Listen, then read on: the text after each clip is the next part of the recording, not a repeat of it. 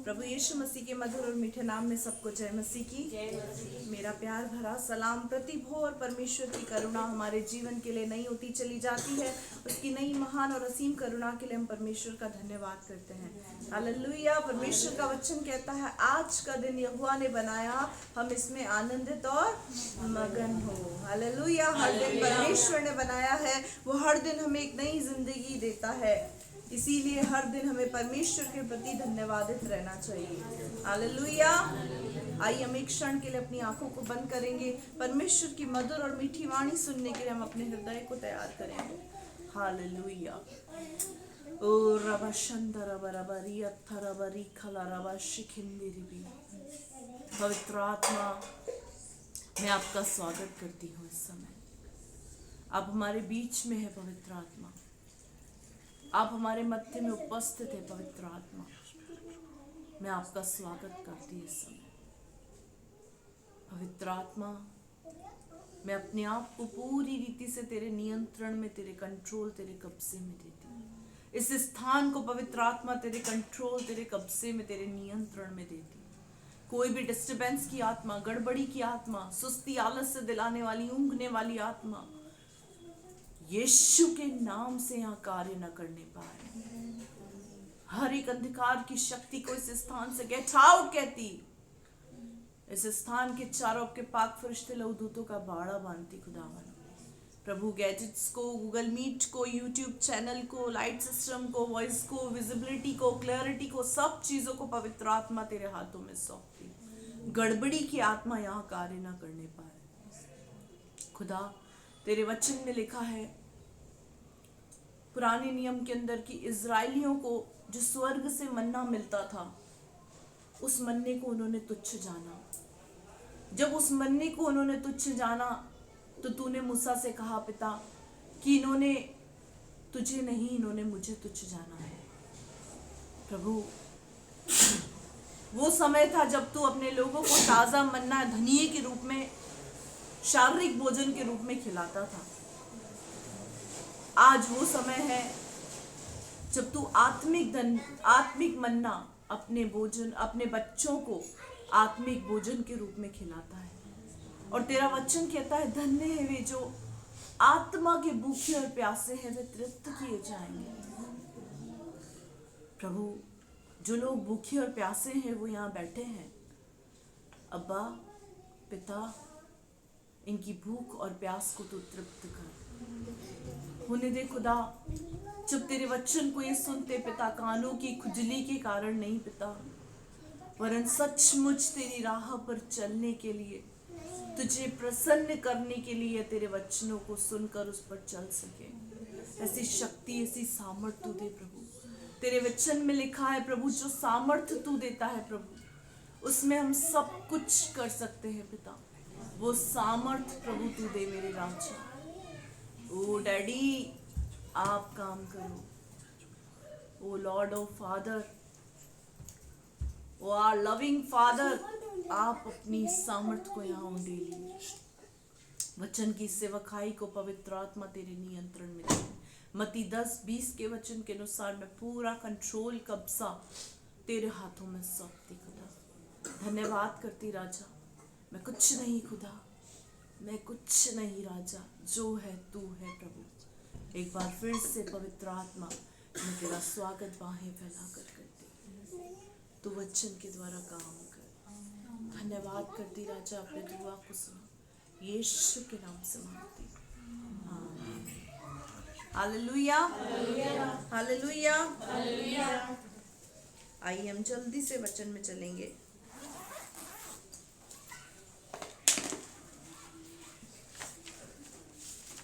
ये वो समय होता है जब हमारी जिंदगी बदलती है। हालेलुया। क्योंकि परमेश्वर का वचन है जो आग सा है, हथौड़े के समान है, जो हमारी जिंदगी को बदलता है, हमारी जिंदगी को बनाता है। हालेलुया। परमेश्वर की वाणी मधु से भी मीठी है, शहद से भी ज्यादा मीठी वाणी है। किसकी वाणी? परमेश्वर की वाणी। उसका वचन वो शहद से भी ज्यादा मीठा है। कड़वा किसको लगता है? जिसको पसंद नहीं है। हालेलुया। शहद जिसको पसंद नहीं आएगा उसको कैसा स्वाद आएगा, उसमें से कड़वा। और जिसको पसंद आएगा उसको कैसा स्वाद आएगा, मीठा। तो जिसको मीठा स्वाद आता है ना, चाहे कुछ भी हो वो उसको एक्सेप्ट करता है। हालेलुया।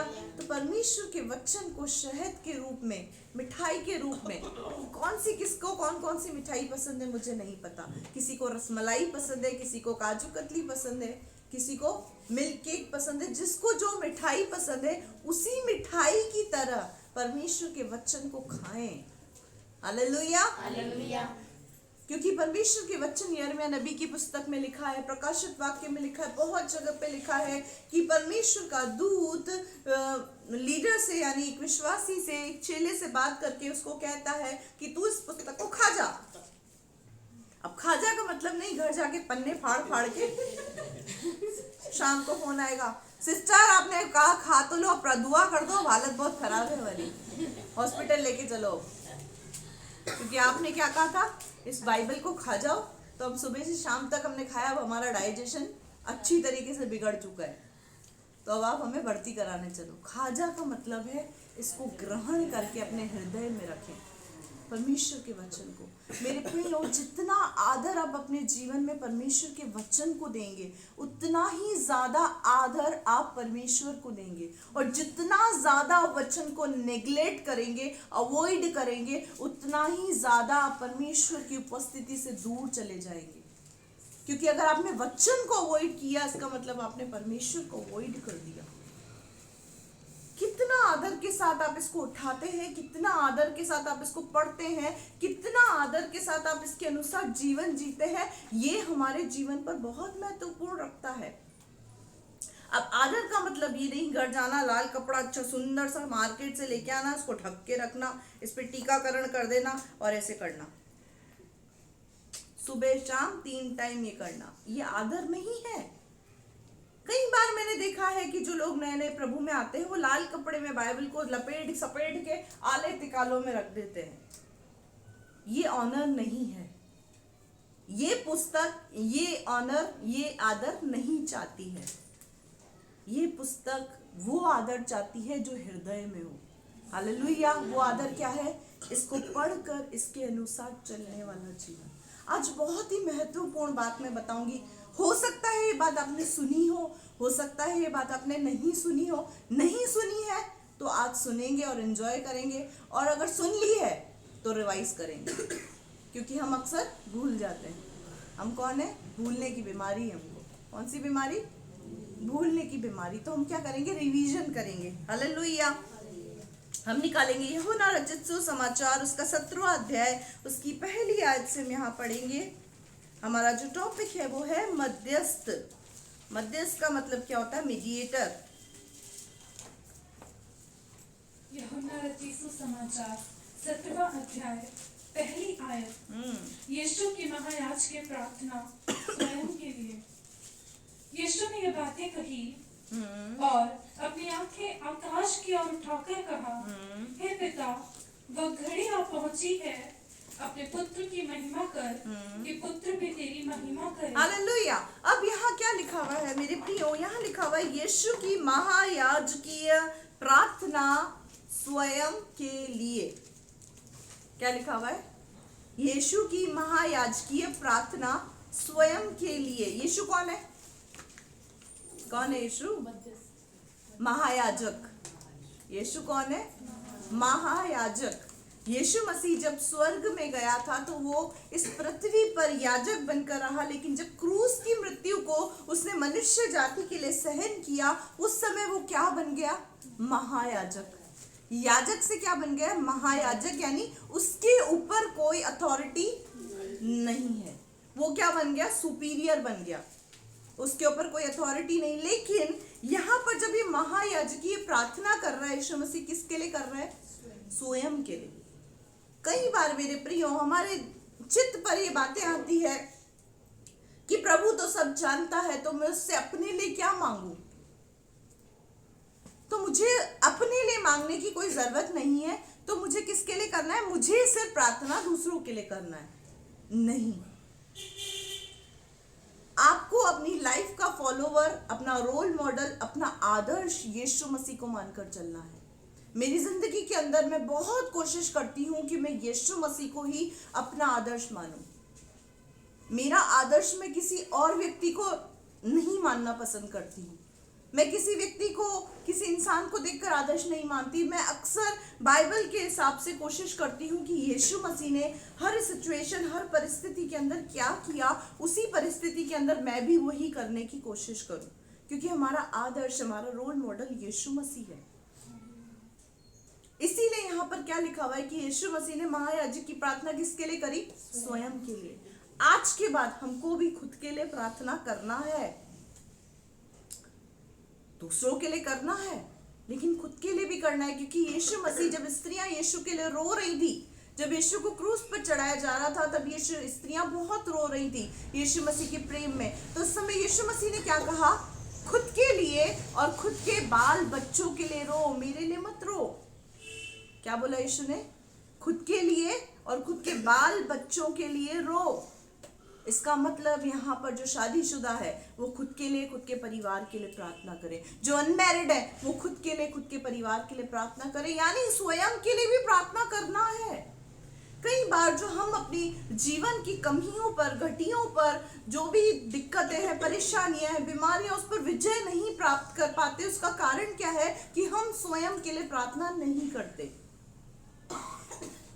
हमको खुद के लिए प्रार्थना करना है।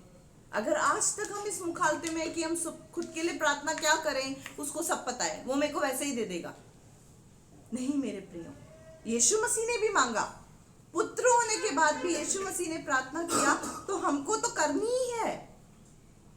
सबसे पहला खुद के लिए प्रार्थना करें, खुद के जीवन के लिए प्रार्थना करें, खुद की समस्याओं के लिए प्रार्थना करें, जो आप खुदा से एक्सपेक्ट करते हैं उन चीजों के लिए प्रार्थना करें। अपने आत्मिक जीवन के लिए प्रार्थना करें, अपने शारीरिक जीवन के लिए, अपने वैवाहिक जीवन के लिए, अपने पारिवारिक जीवन के लिए, अपने व्यक्तिगत जीवन के लिए प्रार्थना एक विश्वासी के लिए बहुत जरूरी है। हालेलुया। अब यहाँ पर यीशु क्या प्रार्थना कर रहा है? यीशु ने बातें कही, क्या बातें कही? अपनी आंखें आकाश की ओर उठाकर किससे बात कर रहा है? वो पिता से बात कर रहा है। और पिता से क्या कह रहा है? हे पिता, वह घड़ी आ पहुंची है, अपने पुत्र की महिमा कर कि पुत्र भी तेरी महिमा करे। ये कौन सा समय था? ये वो समय था जब यीशु मसीह क्रूस पर चढ़ाया जा रहा था। यीशु मसीह के क्रूस पर चढ़ाए जाने से पहले जो प्रार्थना की थी, गतसमनी बाग में जो प्रार्थना की गई थी, ये वो प्रार्थना है। हालेलुया। और आगे क्या लिखा हुआ है? क्योंकि तूने उसको सब प्राणियों पर अधिकार दिया, हाँ। कि जिन्हें तूने उसको दिया है, हाँ। उन सबको वो अनंत जीवन दे। हालेलुया। क्या लिखा हुआ है यहाँ पर? तूने उन्हें सब प्राणियों पर तूने उसको अधिकार दिया है ताकि वह उसको अनंत जीवन दे। यीशु मसीह क्या कह रहा है? तूने मुझको हर प्राणी के ऊपर अधिकार दिया है ताकि मैं उनको अनंत जीवन दे सकूं। मेरे प्रियो, गतसमनी की बाग के अंदर जब यीशु मसीह ने प्रार्थना की, वो क्या था उस समय? वो दुखी था, वो व्याकुल था, वो उदास था। किस बात को लेकर उदास था? कि उसको क्रूस की मृत्यु के ऊपर, क्रूस पर चढ़ना है। वो बहुत दर्दनाक मृत्यु थी। यीशु मसीह अपने शरीर में था, इसीलिए उस समय यीशु मसीह व्याकुल था, उदास था, तकलीफ में था। यीशु मसीह ने क्या कहा? हो सके तो पिता, ये प्याला मुझसे टल जाए, लेकिन मेरी नहीं, तेरी इच्छा पूरी हो। हमारी जिंदगी के अंदर हमें भी पिता से अपने लिए प्रार्थना करना जरूरी है। हम दूसरों के लिए प्रार्थना करते रह जाते हैं, हम स्वयं के लिए नहीं कर पाते। नहीं, अपने लिए प्रार्थना करें। आज के बाद हर एक व्यक्ति सबसे पहले अपने लिए प्रार्थना करेगा, उसके बाद दूसरों के लिए, क्योंकि यीशु ने भी यही किया। परमेश्वर के वचन में लिखा है कि परमेश्वर ने अपने बड़े नाम से अधिक उसने वचन को महत्व दिया है। अगर वचन को परमेश्वर महत्व देता है तो आप और मैं कौन है? हमको तो उससे कहीं ज्यादा महत्व देना है। हालेलुया। अब क्या लिखा हुआ है आगे? और अनंत जीवन यह है कि वे तुझ एकमात्र सच्चे परमेश्वर को और यीशु मसीह को, जिसे तूने भेजा है, जाने। हालेलुया। अनंत जीवन क्या है? तुझ एक सच्चे ईश्वर को, एकमात्र सच्चे परमेश्वर को, मसीह यीशु को जाने। यहाँ पर जितने लोग बैठे हैं जिन्होंने यीशु मसीह को और परमेश्वर को जान लिया है, वे अनंत जीवन के वारिस हैं। हालेलुया। क्योंकि यहाँ पर क्या लिखा हुआ, अनंत जीवन यही है कि हम सत्य को जाने, क्योंकि सत्य ही है जो हमें स्वतंत्र कर सकता है। वो सत्य कौन है? वो सत्य प्रभु यीशु मसीह है। बाइबल कहती है मार्ग, सत्य, जीवन प्रभु यीशु मसीह है। आगे, जो कार्य तूने मुझे करने को दिया था, उसे पूरा करके मैंने पृथ्वी पर तेरी महिमा की है। अब हे पिता, तू अपने साथ मेरी महिमा उस महिमा से कर जो जगत की सृष्टि से पहले मेरी तेरे साथ थी। हालेलुया। अब कुछ लोगों का ये सवाल होता है कि पुराने नियम में केवल परमेश्वर था, नए नियम में यीशु मसीह आ गया, अब ये पवित्र आत्मा का युग है जिसमें पिता, पुत्र, पवित्र आत्मा तीनों कार्य करते हैं। इस कंसेप्ट को आज हमें क्लियर करना है। वो क्या क्लियर करना है? पुराने नियम से लेकर, उत्पत्ति से लेकर प्रकाशित वाक्य तक त्रिएक परमेश्वर कार्य कर रहा है। कौन? पिता, पुत्र और पवित्र आत्मा। हम जिस परमेश्वर की आराधना करते हैं वो त्रिएक परमेश्वर है, और वो नया नियम या आज के युग से नहीं है। वो पुराने नियम, उत्पत्ति यानी इन द बिगनिंग से ही है, शुरुआत से ही ये तीनों जने काम कर रहे हैं। क्यों? क्योंकि यहाँ पर ये आयत हम पढ़ेंगे, बहुत अच्छी आयत है। यीशु मसीह क्या कह रहा है? हे पिता, तू अपने साथ मेरी महिमा उस महिमा से कर जो जगत की सृष्टि से पहले तेरे साथ थी। इसका मतलब जगत की सृष्टि से पहले ही यीशु मसीह, पिता, पुत्र, पवित्र आत्मा मौजूद थे।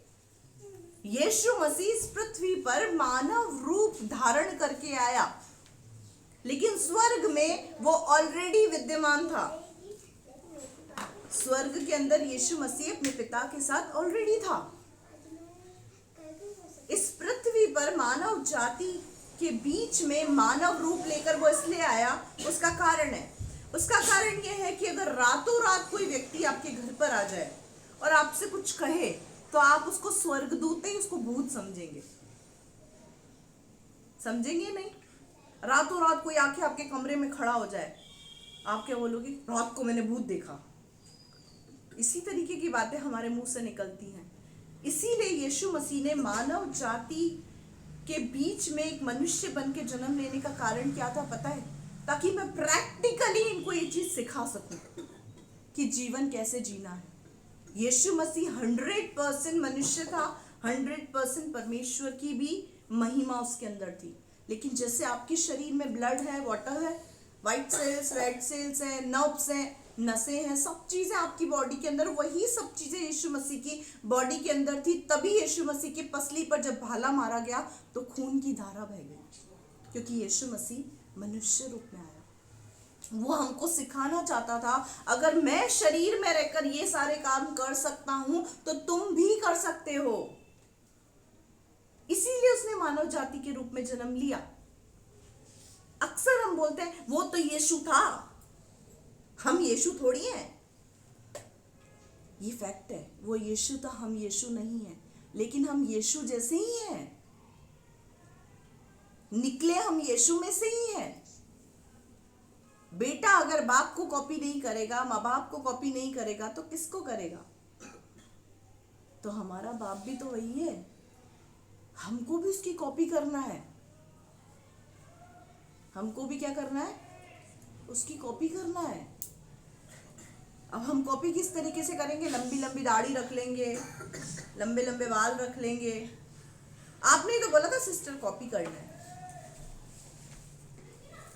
हम हर चीज को अपनी तरीके से लेते हैं।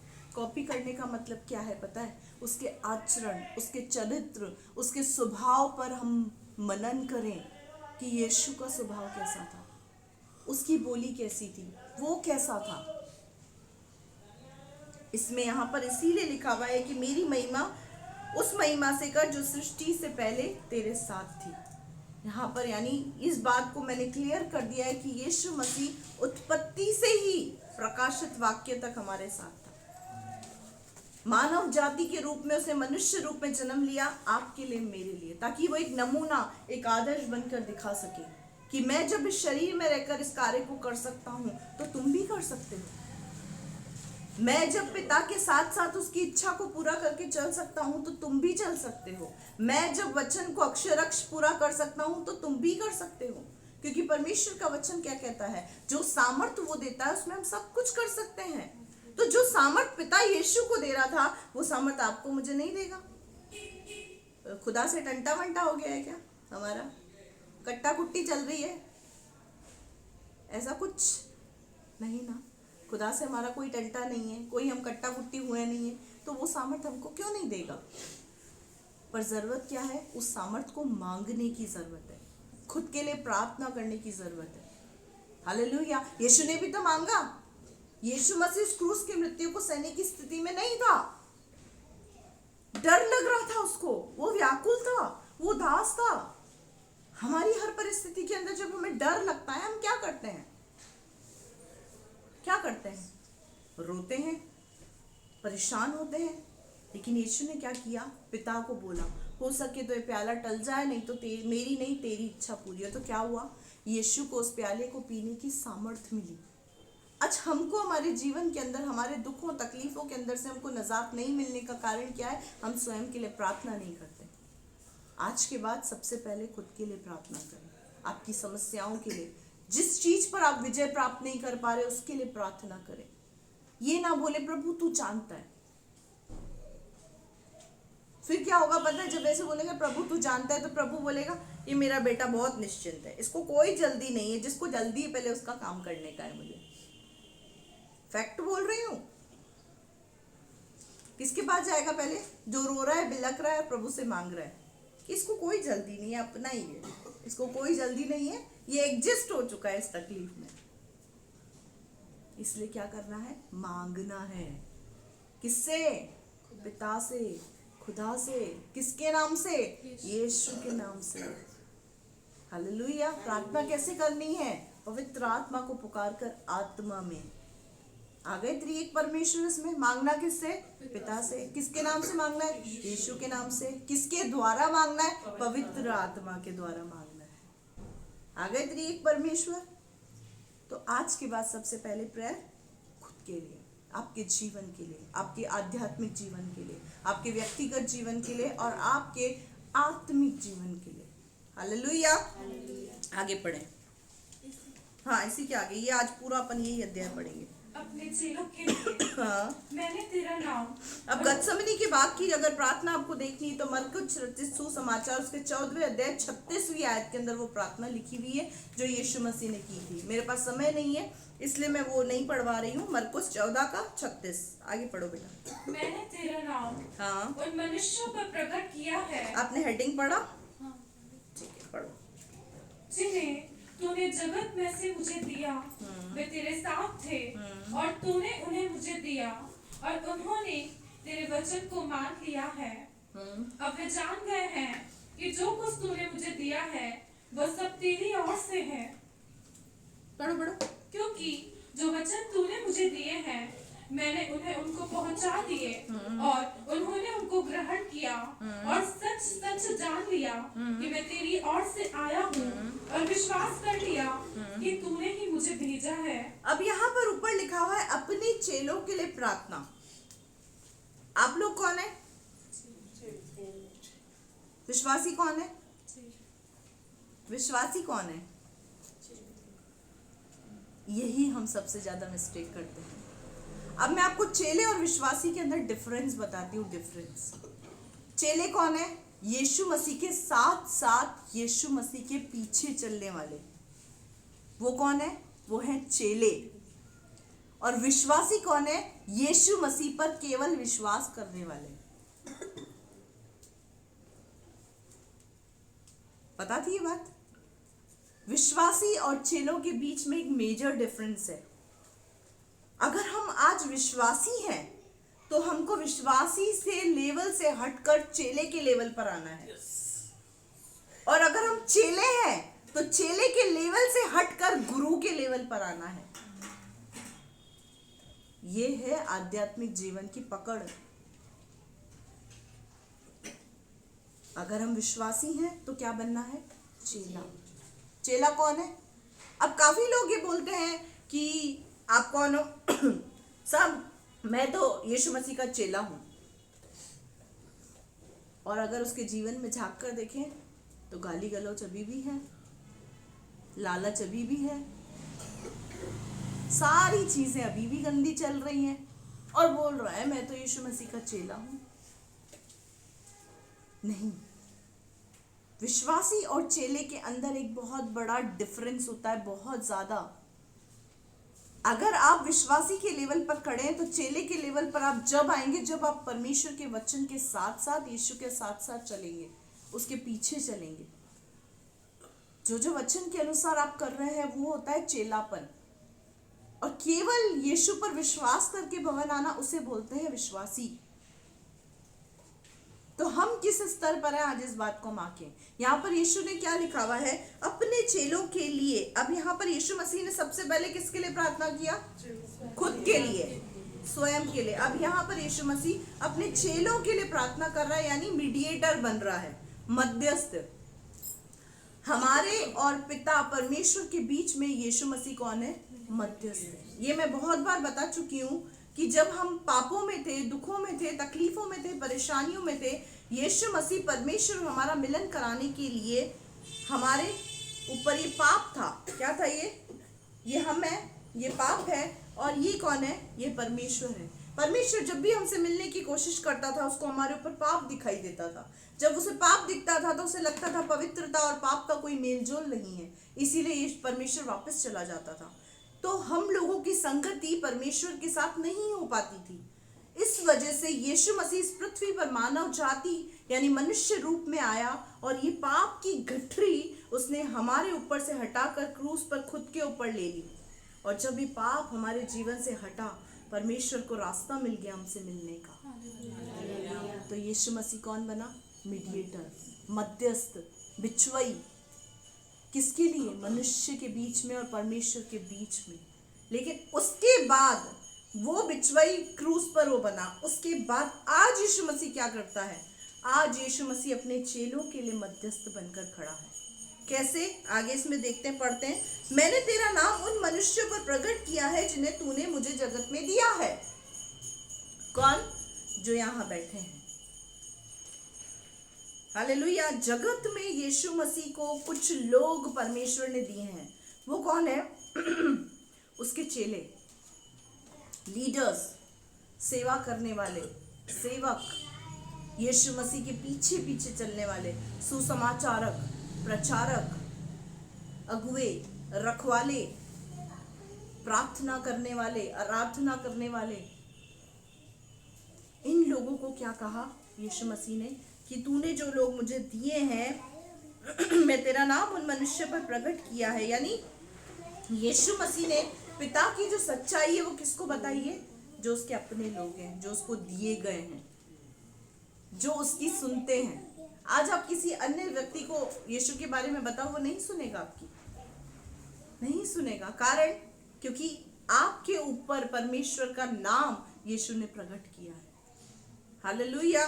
तो अब यहाँ पर क्या लिखा हुआ है, वे तेरे थे और तूने उन्हें मुझे दिया, उन्होंने तेरे वचन को मान लिया। आप लोगों ने क्या करा, परमेश्वर के वचन को मान लिया, यीशु के वचन को मान लिया। क्यों, क्योंकि आप यीशु के हैं। आगे, क्योंकि जो वचन तूने मुझे दिए हैं मैंने उन्हें पहुंचा दिए और उन्होंने उसको ग्रहण किया और सच सच जान लिया कि मैं तेरी ओर से आया हूँ और विश्वास कर लिया कि तूने मुझे भेजा है। ठीक है, आगे पढ़ो। मैं उनके लिए विनती करता हूँ, हाँ, संसार के लिए विनती नहीं करता। अंडरलाइन करें, मैं उनके लिए विनती करता हूँ, संसार के लिए विनती नहीं करता। किनके लिए, चेलों के लिए, जो यीशु मसीह के साथ चलने वाले हैं, यीशु मसीह के वचन के अनुसार चलने वाले हैं, जो सेवकाई के अंदर हैं, जो मिनिस्ट्री के अंदर हैं, जो आत्मिक मल्लयुद्ध के अंदर सेवा का कार्य कर रहे हैं। क्या लिखा हुआ, यीशु क्या बोल रहा है, मैं उनके लिए विनती करता हूं, यानी मैं मध्यस्थ हूं। यीशु मसीह हमारे लिए प्रार्थना करता है, किससे, पिता से। अब हम सोचेंगे अब यीशु मसीह प्रार्थना कर रहा है तो हमको करने की जरूरत क्या, यीशु मसीह प्रार्थना कर रहा है तो हमको करने की जरूरत क्या। बच्चे स्कूल जा रहे हैं तो ट्यूशन की जरूरत क्या, स्कूल जा रहे हैं ना, फिर ट्यूशन की काहे की जरूरत। मेरे प्रियो, हम जो प्रार्थना करते हैं ना, उसका जो प्रेशर होता है ना, प्रेशर, उसे यीशु ही आगे धकेलता है। कई बार हमारे जीवन को देखकर, हमारे चाल चलन को देखकर परमेश्वर हमसे नाखुश होता है। मैं ध्यान से सुनना इस बात को, जो बात मैं बोल रही हूँ। कई बार हमारे चाल चलन, हमारे जीवन को लेकर पिता परमेश्वर हमसे नाखुश होता है, वो हमसे खुश नहीं होता। लेकिन यीशु हमारे लिए विनती करता है कि पिता, इस साल इस पर रहम कर ले, अगले साल अगर इसका जीवन नहीं बदला तो तुझे जो जचे इसके साथ कर लेना। समझ में आई? एक पौधा था, यानी एक व्यक्ति था। बाइबल में लिखा हुआ है एक पेड़ जिसमें किसी प्रकार का कोई फल नहीं था। परमेश्वर उस पेड़ को काटने पर था कि फालतू की जगह रोक के रखा है, इसको मैं काटूंगा, ये किसी काम का नहीं है, इसमें किसी प्रकार का कोई फल नहीं है, ये बेफल है। यीशु ने क्या कहा? इसे रहने दे पिता, मैं 1 साल इसमें मेहनत करूंगा, खाद डालूंगा, बीज बोऊंगा, पानी दूंगा, उसके बाद भी अगर ये ना फले तो उसको काट देना। तो ये जो 1 साल की मोहलत लेने वाला है ना, वो यीशु मसीह है। किसके लिए? हमारे लिए। ये बीज बोना, खाद डालना, पानी देना, ये क्या है जो हर रविवार को यहाँ से हो रहा है? हर रविवार को यहाँ से कोई बूगी वूगी शो नहीं होता है यहाँ पे। हर रविवार को यीशु मसीह खाद डालता है, पानी देता है, ताकि आप लोग अच्छे बने और फलवंत बने और पिता को भाएं। यीशु मसीह ने क्या कहा? मैं उनके लिए विनती करता हूँ, संसार के लिए नहीं। यीशु मसीह आपके और मेरे बीच के अंदर मीडिएटर है। अगर हम यीशु के चेले हैं तो हो सकता है हमारे लिए भी आखिरी मोहलत हो जो यीशु मसीह ने ले रखी हो। पिता के स्वभाव आपको पता है, पिता न्यायी है। उसका जो स्वभाव है वो ऐसा है कि पुराने नियम के अंदर आपने देखा होगा इस चीज को, यहाँ पाप होता था और यहाँ दंड मिलता था। देखा है ना? लेकिन जैसे ही यीशु मसीह क्रूस पर चढ़ा, अनुग्रह का समय आ गया। यीशु मसीह अनुग्रह के सिंहासन पर आज बैठा है। इसीलिए क्या करता है वो? पिता से विनती करके आपके लिए क्या करता है? अनुग्रह मांगता है कि प्रभु 1 साल का अनुग्रह और दे दे, 1 साल का टाइम पीरियड और दे दे, 6 महीने और दे दे प्रभु, 2 साल और दे दे प्रभु, ये बदल जाएगा, ये बदल जाएगी, इसका जीवन चेंज हो जाएगा। आपने देखा वकील और जज का काम क्या होता है? वकील क्या करता है? क्लाइंट की अर्जी जज तक पहुंचाता है। उसी तरीके से यीशु मसीह हमारे बीच में वकील का काम करता है। और हम क्या सोचते हैं कि मेरी चाल ठीक है तभी तो सब कुछ अच्छा चल रहा है। मेरे प्रियो, ये अनुग्रह का समय है। हमें समझ में नहीं आ रहा कि ये टाइम कब खत्म हो जाएगा, लेकिन जब ये टाइम खत्म हो जाएगा, अनुग्रह खत्म हो जाएगा, यीशु मसीह अनुग्रह के सिंहासन से न्याय के सिंहासन पर आएगा, फिर नहीं छोड़ेगा वो किसी को भी। अगर वो अनुग्रह के सिंहासन से न्याय के सिंहासन पर बैठ गया। यहाँ क्या लिखा हुआ है? मैं उनके लिए विनती करता हूँ, संसार के लिए मैं विनती नहीं करता। आगे, परंतु उन्हीं के लिए जिन्हें तूने मुझे दिया है, मैं उनके लिए विनती करता हूँ। आगे, क्योंकि वे तेरे हैं, इसीलिए मैं उनके बीच में मध्यस्थ हूँ। परमेश्वर और हमारे बीच में जो मीडिएटर है वो कौन है? यीशु मसीह। इसीलिए हम यीशु के नाम में प्रार्थना करते हैं और सुनी जाती है। अगर हम नॉर्मल प्रार्थना करें तो हमारी सुनी नहीं जा सकती हमारे जीवन को देखकर। लेकिन जहां यीशु मसीह का नाम आ गया ना, पिता उस कार्य को करता है। कारण पता है क्या है? क्योंकि यीशु ने अपने पिता को खुश किया है। यीशु ने अपने पिता को खुश किया है। यीशु मसीह का नाम चलता है पूरे स्वर्ग में। आज एक आज्ञाकारी बेटा या आज्ञाकारी बेटी अपने माँ बाप से कुछ मांगे, माँ बाप मना करेंगे? स्थिति नहीं भी होगी ना तो भी उसको लाके देंगे। क्यों? क्योंकि उसने अपने माँ बाप को खुश किया है। इसी तरीके से यीशु ने संसार में रहते हुए अपने पिता को खुश किया है। इसीलिए उसके नाम में ही प्रार्थनाएं कबूल हो जाती हैं। सिर्फ नाम, यीशु के नाम से मैं मांगता हूं, यीशु के नाम से मैं मांगती हूं, और काम हो जाता है। Hallelujah, hallelujah. ऐसा कैरेक्टर हमारा भी होना चाहिए। बहुत ही खूबसूरत आयत लगती है मुझे उत्पत्ति के अंदर, जब लूत सदोम और अमोरा के अंदर समस्या में चला गया, विपत्ति में चला गया, और जब परमेश्वर सदोम और अमोरा के ऊपर आग बरसाने के ऊपर था, सदोम और अमोरा को क्या करना चाह रहा था? परमेश्वर नाश करना चाह रहा था। उस नाश करने की स्थिति पर परमेश्वर को अब्राहम का स्मरण आया, और अब्राहम की खातिर उसने लूत को बचा लिया। कुछ ऐसा करें मेरे प्रियो कि परमेश्वर आपको स्मरण करे, हालेलुया, आपका नाम स्मरण करे और कहे कि तेरे खातिर मैं इसको आशीष करूंगा, तेरे खातिर। आज यीशु के खातिर पूरा संसार को परमेश्वर संभाल कर बैठा है। हम भी तो कुछ ऐसा करें।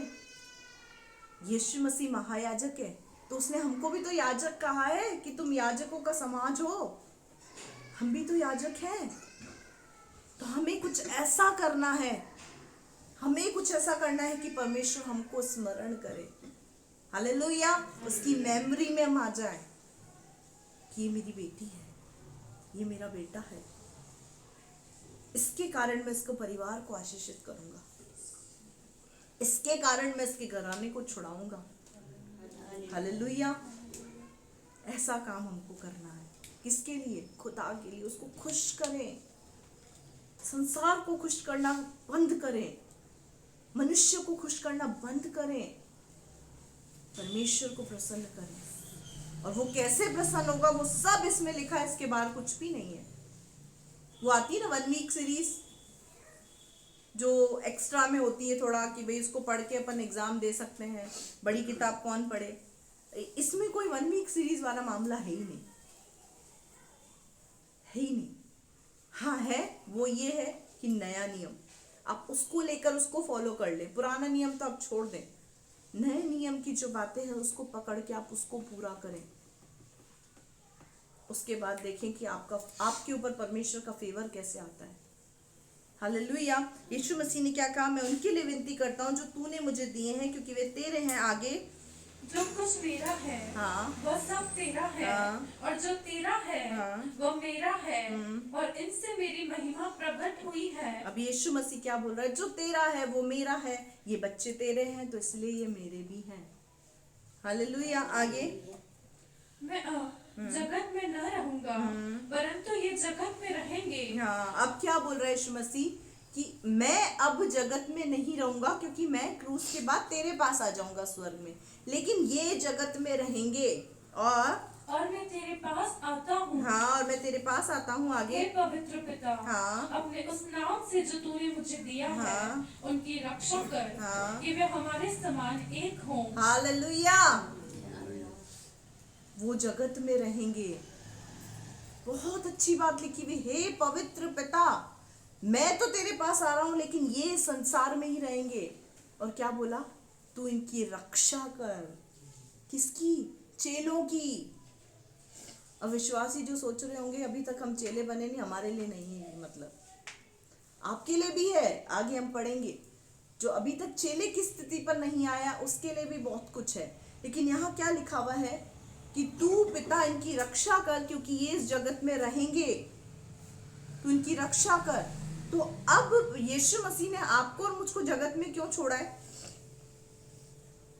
आपके और मेरे बीच का मीडिएटर कौन है? प्रभु यीशु मसीह। इस संसार और यीशु और परमेश्वर के बीच का मीडिएटर कौन है? आप और मैं। इस संसार का बेड़ा कौन उठाएगा? यीशु मध्यस्थ है, था और रहेगा। क्या हम मध्यस्थ बने इस संसार के लोगों के बीच में? क्या आज हमें किसी को दर्द में देखकर दर्द होता है? क्या आज हम संसार के लोगों के लिए प्रार्थना करते हैं, प्रभु जैसे हमने सत्य को जाना ये भी सत्य को जाने, इनकी आंखों को भी तू खोल? करते हैं? हम अपने तक या तो सीमित रहते हैं या अपने परिवार तक। अपने लिए करनी है, अपने परिवार के लिए करनी है। उसके बाद जो रिस्पॉन्सिबिलिटी यीशु ने हमको दी है, हम पर विश्वास करके, पिता ने यीशु को क्यों भेजा? क्योंकि पिता को यीशु पर विश्वास था। यीशु ने आपको और मुझको भेजा है क्योंकि यीशु को हम पर विश्वास है। हम योग्य नहीं है, फिर भी यीशु ने हमको भेजा। किसके लिए? संसार के लिए, जगत के लिए, लोगों के लिए। क्यों पता है? क्योंकि यीशु को हम पर विश्वास है। आज हम किस विश्वास योग्यता में हैं? क्या हम प्रार्थना कर रहे हैं? क्या हमारा जीवन प्रार्थना का है? या रविवार को सिर्फ इस किताब को उठाकर हम यहाँ आ जाते हैं और प्रार्थना से हमारा कोई नाता ही नहीं दूर दूर तक। कई बार हम सोचते हैं कि हम प्रार्थना करने बैठे और 5 मिनट की प्रार्थना, 10 मिनट की प्रार्थना, मैगी प्रेयर करके उठ जाते हैं। छोटी सी प्रार्थना। एक रिस्पॉन्सिबिलिटी आपके कांधे पर है। जो चेला अपने आप को बोलते हैं, उनके कंधे पर एक रिस्पॉन्सिबिलिटी है। क्या हम उस रिस्पॉन्सिबिलिटी को पूरा कर रहे हैं? आपके पास बिजनेस है, आपके पास जॉब है, आपके पास घर गृहस्थी है। यीशु मसीह ने भी तो 30 साल कुम्हार का काम किया।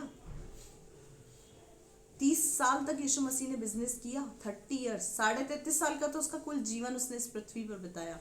3.5 साल फुल टाइम मिनिस्ट्री करी। 30 साल तक उसने बड़ाई का काम किया, अपने पिता के कारोबार को संभाला। उसके बावजूद वो मध्यस्थ भी था, प्रेयर वॉरियर भी था, प्रार्थना का योद्धा भी था, और एक आराधक भी था, और एक प्रीचर भी था। सब किया उसने। हमारे कांधे पे जो रिस्पॉन्सिबिलिटी परमेश्वर ने दी है संसार की, उसे कौन निभाएगा? यीशु तो आज भी मध्यस्थ है आपकी और परमेश्वर के बीच। इस संसार और परमेश्वर के बीच में मध्यस्थता करने के लिए यीशु ने आपको चुना है। क्या हम करते हैं? नहीं, हम नहीं करते। करने वाले करते होंगे, लेकिन बहुत लोग हैं जो सिर्फ खुद के और खुद के परिवार तक सीमित है। हमें प्रार्थना के अंदर वो बेड़ा और वो दर्द महसूस होना चाहिए, जो दर्द यीशु मसीह को आपके और मेरे लिए होता है। पिता को वो बोल रहा है, इनकी रक्षा कर, ये समाज में रहेंगे, ये संसार में रहेंगे, जगत में रहेंगे, तो उनकी रक्षा कर प्रभु। वो दर्द हमारे अंदर है संसार के प्रति? नहीं है। तो आज उस दर्द को यहाँ से लेकर जाए और हर एक व्यक्ति के लिए प्रार्थना करें। नाम नहीं जानते, कोई बात नहीं, कम से कम ये तो बोल सकते, प्रभु इन पर दया कर, इन लोगों के जीवन, इनकी आंखों को खोल, इनकी पट्टियों को खोल। इस काम को करने की जिम्मेदारी हमारे कांधे पर है। मैं चेलों से बात कर रही हूँ, हमारे कांधों पर है। आज चेले अपनी ही समस्या में व्यस्त हो गए हैं।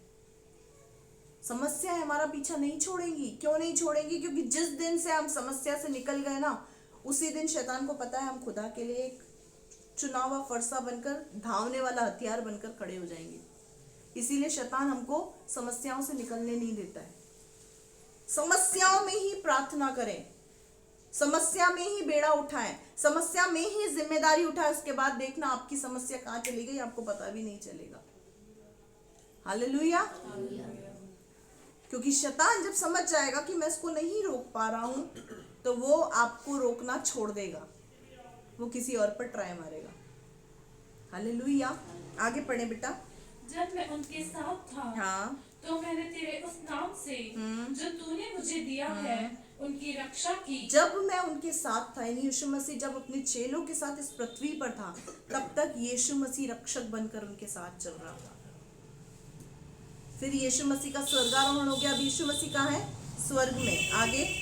मैंने उनकी चौकसी की, हाँ, और विनाश के पुत्र को छोड़ हाँ, उनमें से कोई नष्ट नहीं हुआ। अभी क्या लिखा हुआ है? मैंने क्या करी? उनकी चौकसी की, विनाश के पुत्र को छोड़ उनमें से कोई भी नष्ट ना हो। ये विनाश का पुत्र क्या है? शैतान के काम। अंडरलाइन करें, इसके आगे लिख दें, शैतान के काम। विनाश का पुत्र कौन है? शैतान, जो उनके अंदर काम करता था। किसके? चेलों के अंदर। उसको छोड़ और कोई इनमें से नष्ट नहीं हुआ। अब चेला कौन है? जिसके जीवन में शैतान के काम नष्ट हो चुके हैं, जिसके जीवन में शैतान के काम नहीं है, वो है यीशु मसीह का चेला।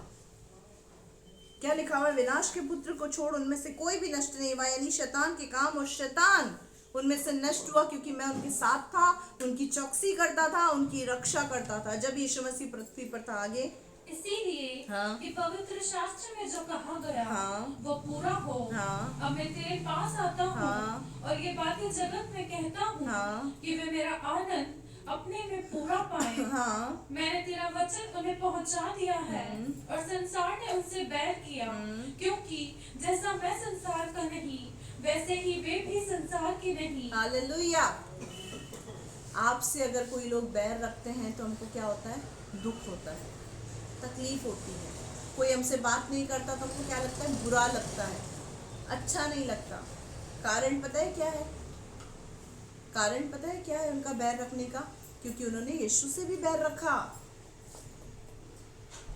अगर आप यीशु के हैं और संसार आपसे बैर रख रहा है तो प्रभु का धन्यवाद करें। मैं तो बहुत खुश होती हूँ। किस बात से? मैं इनकी नहीं हूँ, इसीलिए मुझसे नफरत कर रहे हैं, मुझसे बैर रख रहे हैं। मैं प्रभु तेरी हूँ। अगर ये मुझसे प्यार करने लग जाएंगे तो बहुत बड़ा डंडा है। क्या डंडा है पता है? कि प्रभु मैं तेरी अब तक नहीं हुई, अभी तक भी मैं संसार में ही हूँ।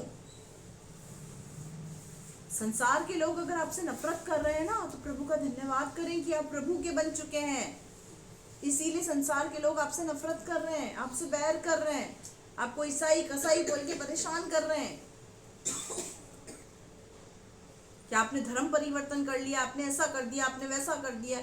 अगर कोई आपके विषय में ऐसा बोलकर आपसे बैर कर रहा है तो प्रभु का धन्यवाद करें, आपके लिए स्वर्ग में बड़ा प्रतिफल है। हालेलुया। यहाँ क्या लिखा हुआ है? संसार इनसे बैर करता है क्योंकि संसार ने मुझसे भी बैर किया। अगर आपसे कोई नफरत कर रहा है तो खुश हो जाएं, उदास मत हो, परेशान मत हो। मुझे नहीं फर्क पड़ता इस बात से कि कौन मेरे बारे में क्या सोचता है, कारण मैं किसी इंसान को खुश करने के लिए इस पृथ्वी पर नहीं हूं। जब तक प्रभु को नहीं जानती थी मैंने इंसानों को खुश किया, लेकिन अब मेरा रोल मॉडल मेरा यीशु मसीह है, मुझे उसको खुश करना है। तो उसको खुश करने के चक्कर में हो सकता है मेरे घर के लोग भी मुझसे दुखी हो जाएं, मुझे फर्क नहीं पड़ता। उसको खुश करने के चक्कर में अगर मेरे घर के लोग भी मुझसे दुखी होते हैं ना, मुझे उससे भी फर्क नहीं पड़ता। आत्मा में मैं इस बात को महसूस करती हूँ कि जीसस मुझे देखकर मुस्कुरा रहा है, खुश हो जाती हूँ। तू मुझे देखकर मुस्कुरा रहा है, तू मुझसे खुश है, मेरे चाल चलन से तू खुश है। मैं किसी इंसान को खुश करने के लिए इस पृथ्वी पर नहीं हूँ। तुझे जानने के बाद सिर्फ तुझे खुश करना ही मेरी जिम्मेदारी है। हालेलुया।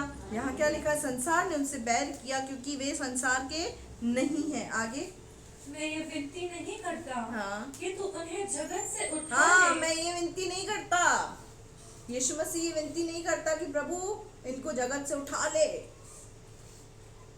आगे परंतु यह कि तूने उन्हें उस दुष्ट से बचाए रख। शैतान से उनको बचाए रख। शैतान और आपके बीच के अंदर यीशु मसीह खड़ा हो जाता है।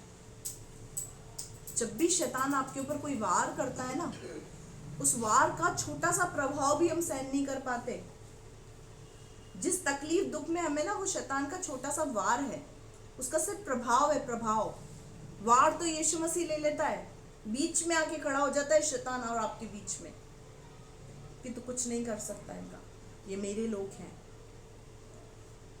ये कब बोलेगा यीशु मसीह मेरे लोग हैं? जब हम उसके चेले बनेंगे, उसकी चेलियां बनेंगे, तब वो खड़ा हो जाएगा कि इनको तू नहीं छू सकता।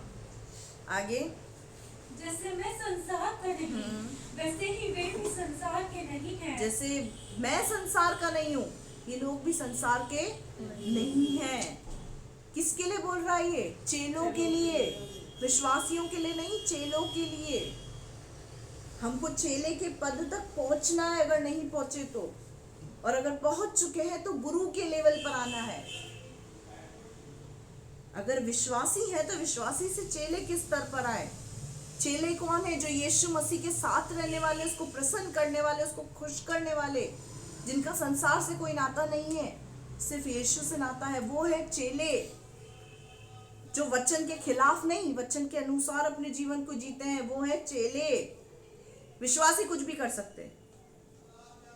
विश्वासी सिर्फ विश्वास करते हैं, मैं प्रभु पर विश्वास करती हूं, वो होते हैं विश्वासी। मैं प्रभु के जैसा बनना चाहती हूं, वो है चेला। अंतर पता चला चेले में और विश्वासी में? बहुत कठिन है, दर्द होता है यीशु के जैसे बनने में, लेकिन मजा उसी में ही है, अवार्ड रिवार्ड उसी में ही है, प्रतिफल उसी में ही है, यीशु के जैसे बनने में। हालेलुया। आगे पढ़ो बेटा। सत्य के द्वारा उन्हें पवित्र कर। सत्य के द्वारा उन्हें पवित्र कर। सत्य कौन है? परमेश्वर का वचन, प्रभु यीशु मसीह। मार्ग, सत्य, जीवन। सत्य के द्वारा तू उन्हें पवित्र कर। आगे, तेरा वचन सत्य है। तेरा वचन सत्य है। आ गई बात। ये वचन ही है जो आपको पवित्र बना सकता है। इसकी बातों को पकड़कर अक्षर अक्ष इसके अनुसार अपने जीवन को जीने की कोशिश करें। आप धीरे धीरे पवित्र बनते चले जाएंगे। आगे, जैसे तूने मुझे जगत में भेजा, हाँ, वैसे ही मैंने उन्हें भी जगत में भेजा। आ गई वो बात। जैसे तूने मुझ पर विश्वास करके जगत में भेजा, वैसे मैंने उन पर विश्वास करके उनको जगत में रखा है, जगत में भेजा है। आपकी जिम्मेदारी आपको समझ में आ गई कि आपके कांधे पर एक रिस्पॉन्सिबिलिटी है। किसकी? संसार की। खुद के लिए दुआ करनी है सबसे पहले, उसके बाद अपने परिवार के लिए और संसार के लिए बेड़ा उठाना है उनको। हालेलुया। और किसके लिए कर रही प्रार्थना? जो सेवक खड़े हैं सेवा के अंदर, अगुओं के लिए। केवल आपके अगुओं के लिए नहीं, जितने भी प्रभु के दास दासी खड़े हैं उन सब के लिए प्रार्थना करें, उनके परिवारों के लिए प्रार्थना करें। हालेलुया। कई बार मेरे प्रियो, जब आप प्रार्थना करना शुरू करेंगे तो आप इस चीज को देखेंगे कि पवित्र आत्मा आपको निवेदन देना शुरू कर देगा। आज सुबह ही एक बेटी से मुझसे मेरी बात हुई और उस बिटिया ने मुझसे पूछा कि आपको कोई तकलीफ थी क्या? मुझे प्रभु का आत्मा आपके लिए प्रार्थना करने को कह रहा है। प्रभु का आत्मा मुझे आपके लिए प्रार्थना करने को कह रहा था। मैंने उसको एक बात बोली, मैंने कहा अभी तो मुझे कोई तकलीफ नहीं है, शायद आगे कोई तकलीफ ना हो, इसीलिए पवित्र आत्मा तुझसे प्रार्थना करने को कह रहा है। क्योंकि शैतान की चालों को परमेश्वर जानता है और उस चालों को रौंदने के लिए परमेश्वर अपने चेलों को, यीशु मसीह क्या करता है? निवेदन देता है। पवित्र आत्मा क्या करता है? पिता का आत्मा निवेदन देता है। वो किसको देगा? जो उसकी आवाज को सुनेगा, जो उसके अनुसार चलेगा, जो प्रार्थना करेगा। आपके कानों में पवित्र आत्मा कब बोलेगा इसके लिए प्रार्थना कर? रिश्ता होगा तभी तो बोलेगा। अच्छा एक बात बताओ, आप रास्ते पे चल रहे हो, राह चलता कोई व्यक्ति बोलेगा कि बहन मेरे लिए प्रार्थना करना? रिश्ता होगा तभी बोलेगा ना। इसी तरीके से अगर पवित्र आत्मा से आपका रिश्ता है तो ही पवित्र आत्मा आपको निवेदन देगा कि इस विषय के लिए प्रार्थना कर। आने वाली बातें आपको पवित्र आत्मा बता देगा। हालेलुया। आपको बेड़ा उठाना सिखा देगा, जिम्मेदार बना देगा पवित्र आत्मा। लेकिन उस जिम्मेदारी को निभाने के लिए हमको अपनी एबिलिटी नहीं, अपनी अवेलेबिलिटी दिखानी है, अपनी उपस्थिति को दिखाना है कि हाँ मैं मौजूद हूँ। तू बोल, क्या किसके लिए प्रार्थना करनी है, क्या करना है। मैं बैठा हूँ तेरी उपस्थिति में, मैं बैठी हूँ तेरी उपस्थिति में। हालेलुया। अपनी जिम्मेदारियों को अपने कांधे के ऊपर महसूस करें जो परमेश्वर ने रखी है, जो यीशु रख के गया है। उसके विश्वास को जीतें, तोड़े नहीं। उसको आप पर विश्वास है, उसको चेलों पर विश्वास है कि चेले इस जिम्मेदारी को निभाएंगे। और चेले क्या कर रहे हैं? अपने दुखों में ही रो रहे हैं, अपनी मस्ती में ही मस्त है। आगे, और उनके लिए मैं अपने आप को पवित्र करता हूँ, हाँ। ताकि वे भी सत्य के द्वारा पवित्र किए जाएं। उनके लिए मैं अपने आप को इस पृथ्वी पर पवित्र करके मैंने एक नमूना दिखाया है, ताकि वो मेरे द्वारा पवित्र हो जाए। मुझे देखकर, मुझे अपना आदर्श मानकर, मुझे अपना रोल मॉडल मानकर वो भी पवित्र हो जाएं। यीशु मसीह को अपनी आंखों के सामने 24 घंटे रखें, उसके कैरेक्टर को। यकीन माने आप कोई गलती कर ही नहीं पाएंगे, कर ही नहीं पाएंगे।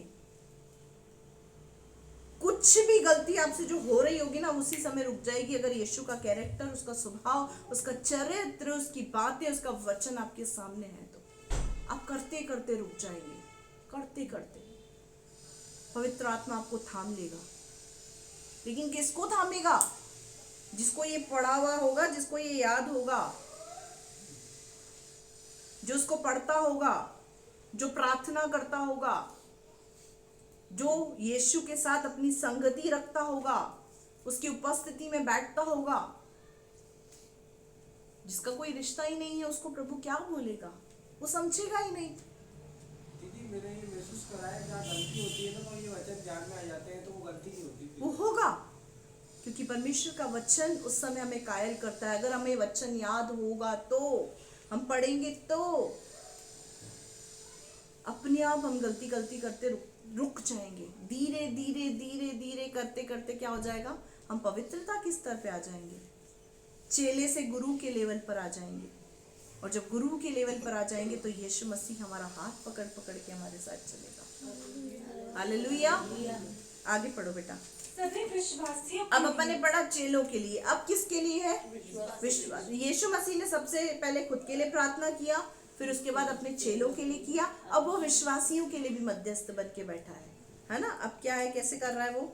मैं केवल इन्हीं के लिए विनती नहीं करता, हाँ, जो ऊपर लिखे हुए केवल मैं अपने चेलों के लिए ही प्रार्थना नहीं करता, आगे परंतु उनके लिए भी जो इनके वचन के द्वारा मुझ पर विश्वास करेंगे, जो इन वचन के द्वारा मुझ पर विश्वास करेंगे, जो विश्वासी होंगे, जो यीशु पर विश्वास करेंगे, जो नए नए लोग होंगे, जिन्होंने विश्वास करना शुरू किया होगा, मैं उनके लिए भी विनती करता हूँ। आगे कि वे सब एक हो, हाँ जैसा तू है पिता मुझ में है हाँ और मैं तुझ में हूँ, हाँ वैसे ही वे भी हम में हो, हाँ। जिससे संसार विश्वास करे कि तू ही ने मुझे भेजा है। हालेलुया। अब यहाँ क्या लिखा हुआ है? वो बोल रहा है कि मैं उनके लिए भी प्रार्थना करता हूँ, विनती करता हूँ, उनके लिए भी मध्यस्थ हूँ जो मुझ पर विश्वास करते हैं, कि वे सब एक हों, जैसा तू है मुझ पिता मुझ में और मैं तुझ में हूँ, वैसे ही वे भी हम में हों।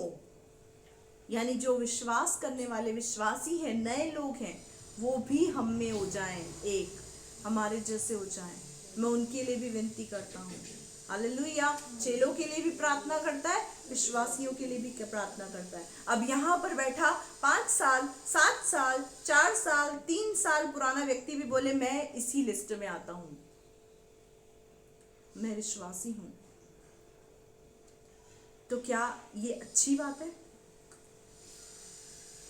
साल भर पुराना व्यक्ति बोलता है मैं विश्वासी हूँ तो वो अच्छा लगता है, लेकिन अगर 8 साल 10 साल पुराना विश्वासी भी ये बोले कि मैं विश्वासी हूँ तो ये अच्छा लगता है?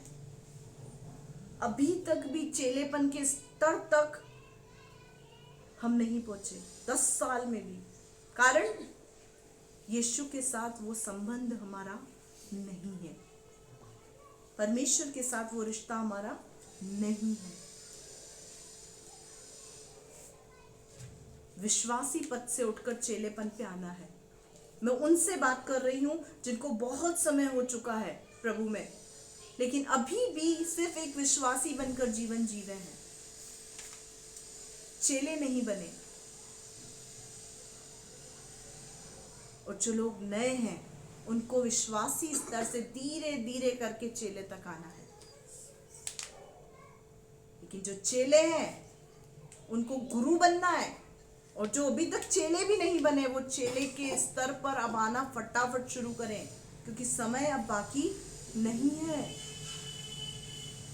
यीशु मसीह यहाँ पर क्या कर रहा है? विनती कर रहा है कि वो भी हम में हो, जिससे संसार विश्वास करे कि तूने मुझे भेजा है। आगे वो महिमा जो तूने मुझे दी हाँ। है, मैंने उन्हें दी है। हाँ, नए विश्वासियों को भी कह रहा है जो महिमा तूने मुझे दी है प्रभु, वही महिमा मैंने भी उन्हें दी है। आगे कि वे वैसे ही एक हों, हाँ। जैसे कि हम एक वो हैं। वैसे ही एक हो जैसे हम हैं, यानी जैसे पिता पुत्र पवित्र आत्मा है, परमेश्वर चाहता है कि आप और मैं भी वैसे ही बने।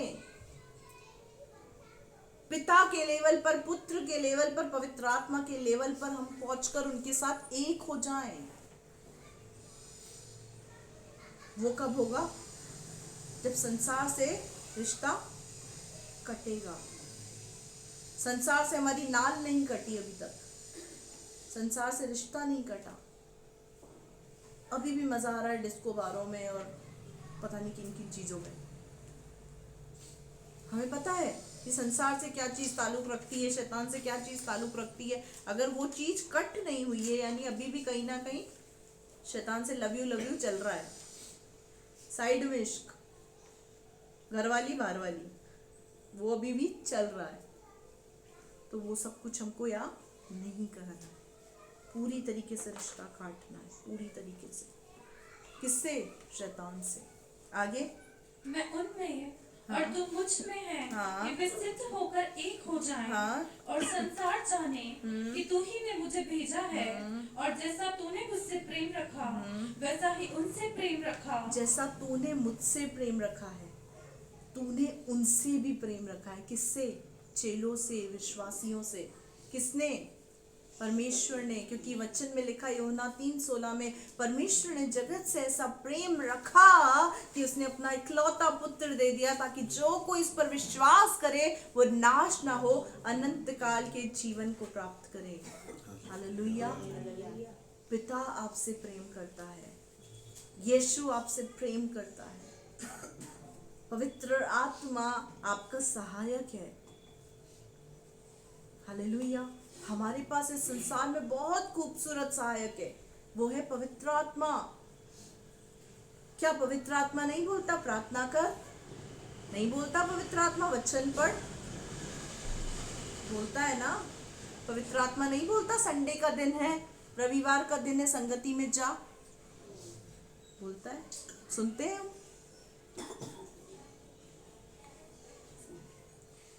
उसकी आवाज को अगर सुनेंगे तो आपकी जिंदगी के वो काम जो रुके हुए हैं वो बन जाएंगे। हालेलुया। क्योंकि हम छोटी सी बात जब नहीं सुनते तो वो बड़ी बड़ी बातें हमें बताएगा तो हम क्या सुनेंगे। यिर्मयाह 33:3 में लिखा हुआ है, मुझसे प्रार्थना कर तब मैं तेरी सुनकर तुझे वो गहरी गहरी गूढ़ गूढ़ गुप्त गुप्त बातें बताऊंगा जिसे तू नहीं जानता। पर उससे पहले एक शर्त है, मुझसे प्रार्थना कर। तब कंडीशन, ये जब तब जबकि किंतु परंतु इसको हम खा जाते हैं, डकार जाते हैं इसको। तो मुझसे प्रार्थना कर तब। पवित्र आत्मा बोल रहा वचन पढ़, प्रार्थना कर। हम यही नहीं सुन रहे तो पवित्र आत्मा क्या बताएगा कि मैं इस व्यक्ति को तेरे द्वारा चंगा करूंगा। ये हम सुन पाएंगे क्या? छोटी छोटी बातें ही नहीं सुन पा रहे हम।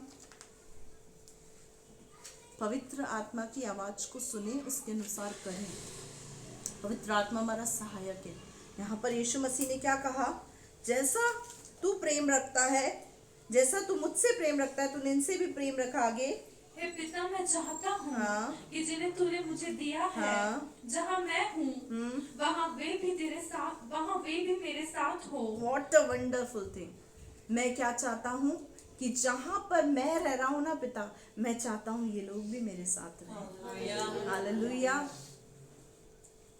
हम लोग किसी को अपने साथ रखते हैं, हमको बहुत डिस्टर्बेंस फील होता है, हमको फ्रीडम चाहिए रहती है कि हम ही राजा हैं, हम ही राज करें, हम ही राजा है, हम ही राज करें। कोई किसी का हिस्सा किसी को देता है?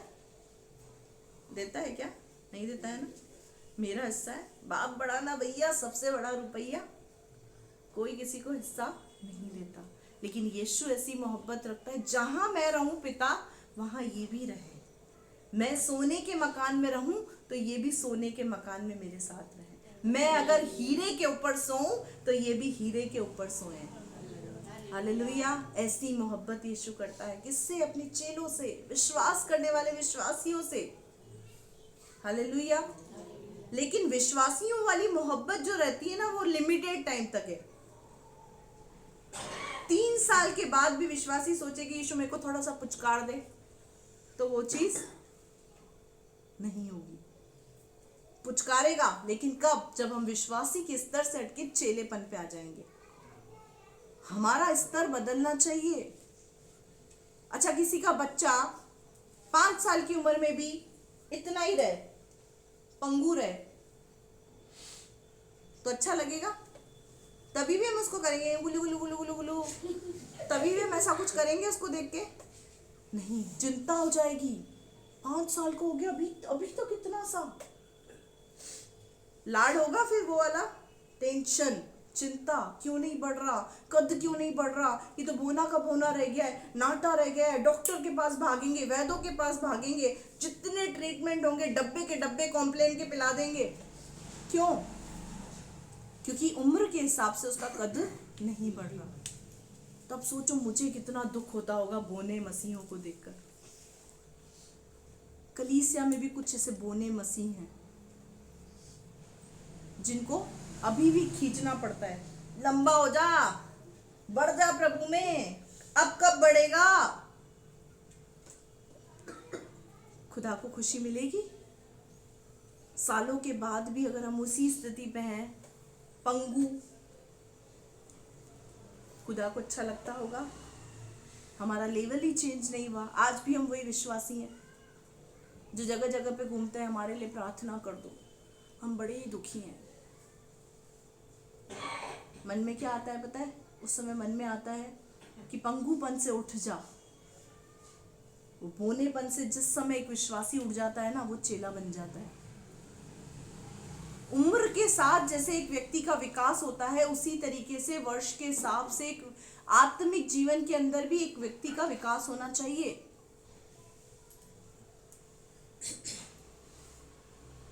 दस साल पहले भी आप एक प्रार्थना के योद्धा थे, आज भी सिर्फ आप एक प्रार्थना के योद्धा ही हैं।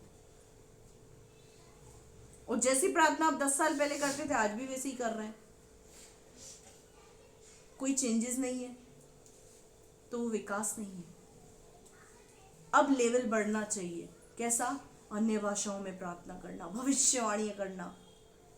ये कब होगा? ये हम पर निर्भर करता है। अब क्या करना है? हमको बढ़ना है आत्मिक जीवन के अंदर। विश्वासी से चेलेपन के स्तर पर आना है, चेलेपन से गुरु के स्तर पर आना है। हालेलुया। सिखाने वाला बनना है, सीखने वाले के साथ साथ सिखाने वाला भी बनना है। आगे बढ़ो बेटा। वे मेरी उस महिमा को देखें, हाँ, जो तूने मुझे दी है, हाँ, क्योंकि तूने जगत की उत्पत्ति से पहले हाँ, मुझसे प्रेम रखा। हाँ, हे धार्मिक पिता, हाँ, संसार ने मुझे नहीं जाना, हाँ, परंतु मैंने तुझे जाना, हाँ, और इन्होंने भी जाना कि तू ही ने मुझे भेजा है। हाँ। मैंने तेरा नाम उनको बताया और बताता रहूंगा। मैंने तेरा नाम उनको बताया है और बताता रहूंगा, तेरे काम को करता रहूंगा। आज भी यीशु मसीह काम कर रहा है। क्या काम कर रहा है? आपके लिए, मेरे लिए विनती कर रहा है, मध्यस्थ बनकर बैठा है। किसके लिए? चेलों के लिए, विश्वासी के लिए। इस संसार के लिए जिम्मेदारी उसने आपको और मुझको दी है। अगर इस कलीसिया में लोग नहीं आ रहे हैं तो उसका कारण यीशु मसीह नहीं है। अगर ये कलीसिया बच्चों को जनते जनते रुक रही है, उसका कारण क्या है? उसका कारण है जो यहाँ पर बैठे हैं विश्वासी और चेले, वो हैं। यीशु मसीह ने आपको और मुझको जन्म दिया। अब यीशु मसीह ने हमारे ऊपर सौंपा है कि अब तुम संसार में जाओ और मेरे काम को करो। हालेलुया। आपको क्या यीशु मसीह ने आके सुसमाचार सुनाया? जिसको भी यीशु मसीह ने आके सुसमाचार सुनाया, खड़े हो जाए वो, कि यहां से खड़े हो कि भाभी मुझे तो यीशु मसीह रात को मेरे सपने में आए थे, उन्होंने बोला यहाँ पर चर्च चलता है, तू यहाँ चली जा, तो इसीलिए मैं आ गई। आपको भी किसी व्यक्ति ने सुसमाचार सुनाया है। वो कौन था? वो यीशु का चेला था। और ये काम चेलों का ही है, विश्वासियों का ही है, क्योंकि संसार की जिम्मेदारी परमेश्वर ने चेलों को दी है। यीशु मसीह हमारे लिए विनती कर रहा है, हमको संसार के लिए करनी है। किसके लिए करनी है? संसार के लिए करनी है। पढ़ो बेटा, कंप्लीट करो उसको। कि जो प्रेम तुझको मुझसे था, हाँ, वह उनमें रहे, हाँ, और मैं उनमें रहूं। हाँ, जो प्रेम तुझको मुझसे था वो उनमें रहे और मैं उनमें रहूं। अगर आपके अंदर प्रेम है तो यीशु आपके अंदर रहेगा। अगर आपके अंदर कड़वाहट है, नफरत है, बैर है, ईर्ष्या है, जलन है, क्रोध है, तो यीशु मसीह नहीं रहेगा आपके अंदर। क्योंकि यहाँ पर लिखा हुआ है कि उनमें प्रेम है ताकि मैं उनमें रहूं। एक उसी व्यक्ति के अंदर यीशु मसीह रहता है जिसके हृदय में प्रेम की धारा बहती हो, जिसके हृदय में प्रेम हो, ना कि नफरत, जलन, क्रोध, ईर्ष्या, लालच, घमंड। इसके साथ यीशु मसीह नहीं रहता है। हालेलुया। एक वचन को और पढ़ेंगे, मत्ती रचित सुसमाचार उसका 28वां अध्याय, उसके 18 से 20 पढ़ेंगे। पहले एक काम करो, पहला तीमुथियुस 2 अध्याय उसको 4, 5, 6 पढ़ लो। कुछ आयतों को पढ़ के यहाँ मैं समाप्त करूंगी। पहला तीमुथियुस 2 अध्याय उसका 4, 5, 6। पहला तीमुथियुस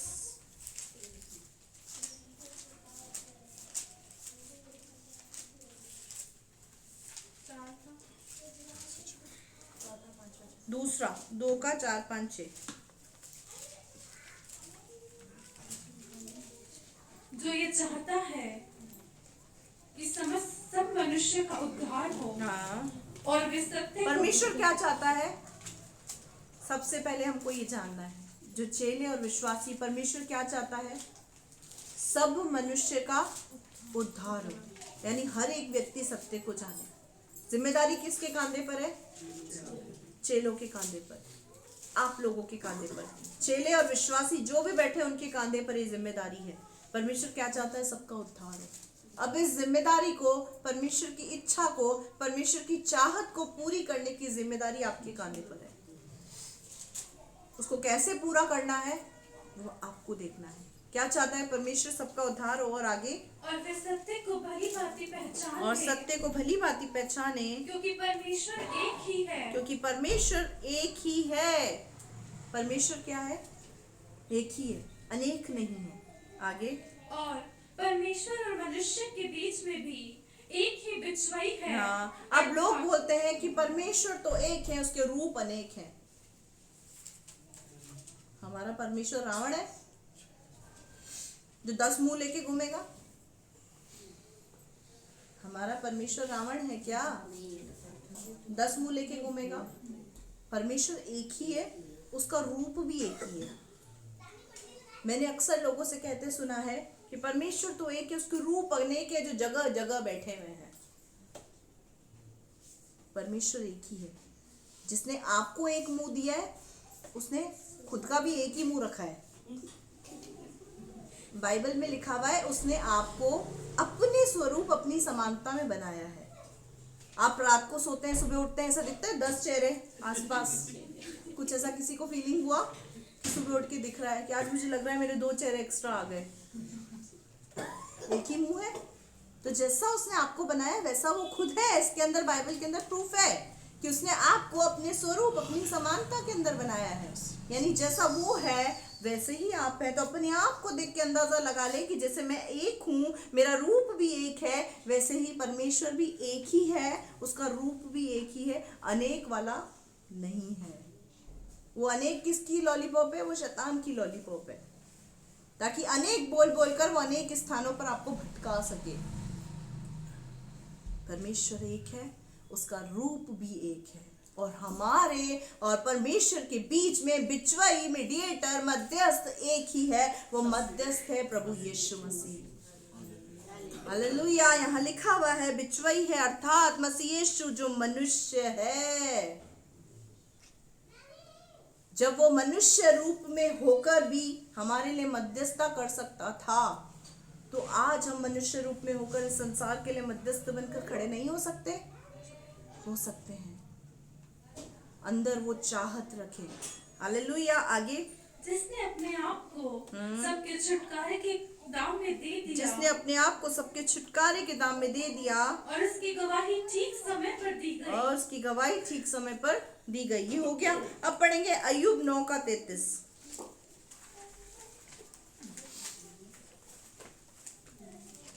पुराने लोगों को तो पता होगा अय्यूब के बारे में कि अय्यूब ने कैसे कष्टों को देखा, कैसे दुख अय्यूब के जीवन के अंदर आए। अय्यूब का सब कुछ नाश हो गया, सब कुछ खत्म हो गया, उसका परिवार चला गया, उसके बच्चे चले गए, उसकी धन संपत्ति चली गई। अय्यूब का पूरा शरीर कोढ़ से भर गया, कोढ़ मतलब वो फफोलों से भर गया। बहुत ही दुर्दशा के अंदर अय्यूब आ गया। क्यों? क्योंकि अय्यूब के मैटर में शैतान कहाँ पहुंच गया? परमेश्वर के पास पहुंच गया। और उसको क्या बोला? वो घूमता फिरता परमेश्वर के पास गया। परमेश्वर ने भी उससे बातचीत की, तूने मेरे दास अय्यूब को देखा है? उसके समान इस पृथ्वी पर तुल्य उसके कोई भी नहीं है। तो उस समय क्या बोला? शैतान ने परमेश्वर को क्या बोला? तूने उसके सामने बाड़ा बांध रखा है, उस बाड़े को हटा, फिर देख तेरी निंदा कैसे करता है अय्यूब। क्या कहा?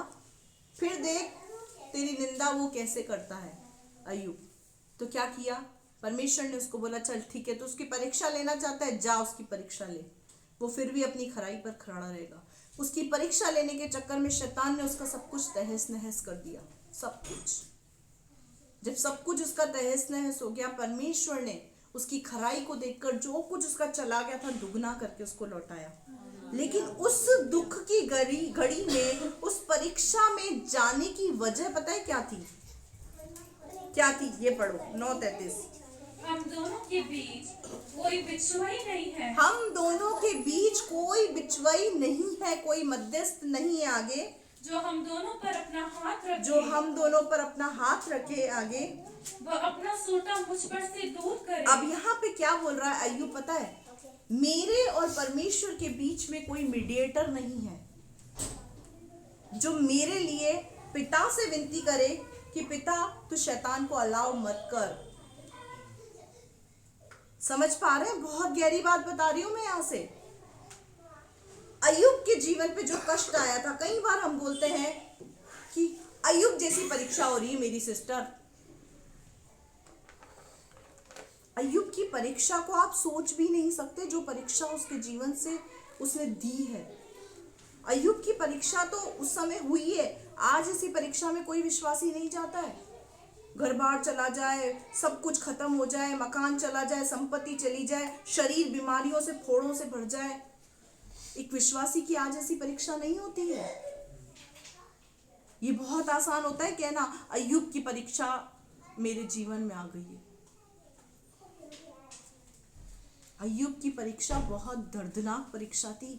खतरनाक परीक्षा से अय्यूब को गुजरना पड़ा था। और वहां पर अय्यूब अपने दुख में क्या बोल रहा है? हम दोनों के बीच में कोई बिछुआई नहीं है।